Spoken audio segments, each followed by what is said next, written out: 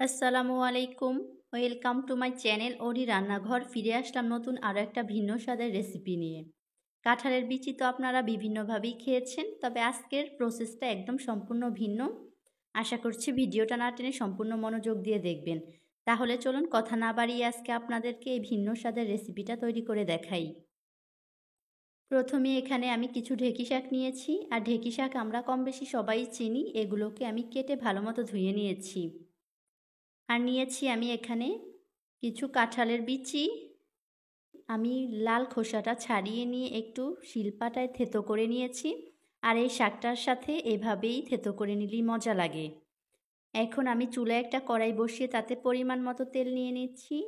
আর তেলটা একটু গরম হয়ে গেলেই এখানে আমি দিয়ে দিচ্ছি ব্লেন্ড করে রাখা পেঁয়াজ, রসুন আর কাঁচামরিচ।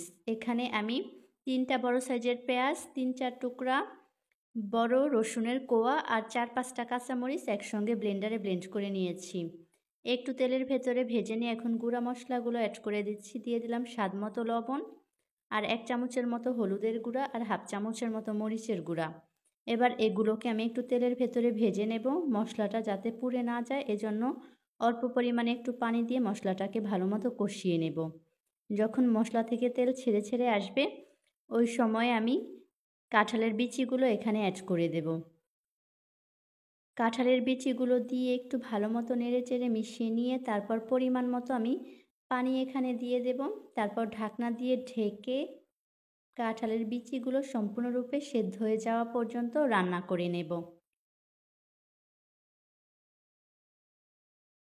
ফিরে এলাম। কাঁঠালের বিচিগুলো যখন প্রায় 70% মতো সেদ্ধ হয়ে গেছে, ওই পর্যায়ে দেখতেই পাচ্ছেন অনেকটা পানিও শুকিয়ে গেছে।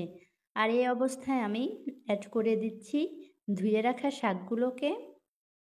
এবার খুবই একটু আলতো হাতে নেড়ে দিচ্ছি। শাকগুলো এখন অনেক বেশি পরিমাণে মনে হলেও আস্তে আস্তে এগুলো কমে যাবে। এখন খুবই একটু সাবধানতার সঙ্গে শাকগুলোকে আমি একটু মিশিয়ে নিচ্ছি। আমার মেশানো হয়ে গেলে এখন ঢাকনা দিয়ে ঢেকে একটু রান্না করে নেব, শাকটা আরেকটু মজে আসা পর্যন্ত।